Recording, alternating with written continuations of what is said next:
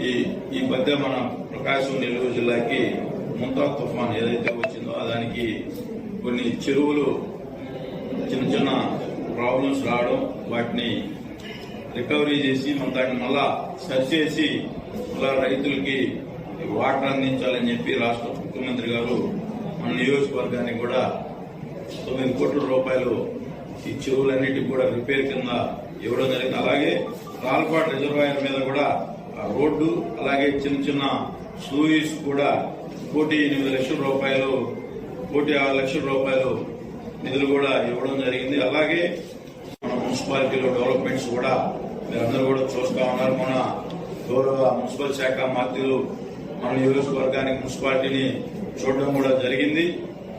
దానిలో భాగంగా ఆ రోజు మనందరం కూడా నారాయణ గారికి ఇంకా కూడా మంది ఈ 15th ఫైనాన్స్ ఏదైతే ఉందో మన మున్సిపల్ ఎలక్షన్ లో 12 సంవత్సరాలు జరగకపోయేసరికి మనకు 15th ఫైనాన్స్ నిధులు చాలా ఇబ్బందిగా ఉంది, మా మున్సిపాలిటీని ప్రత్యేక దృష్టితో చూడాలి సార్ అని చెప్పి చెప్పగానే ఆయన విజయవాడ పోవడంతోనే మన మన మున్సిపాలిటీకి ఏపీయూఎఫ్ఐడిఎసి ఫండ్స్ లో 5 కోట్ల రూపాయలు మనకి ఇవ్వడం కూడా జరిగింది.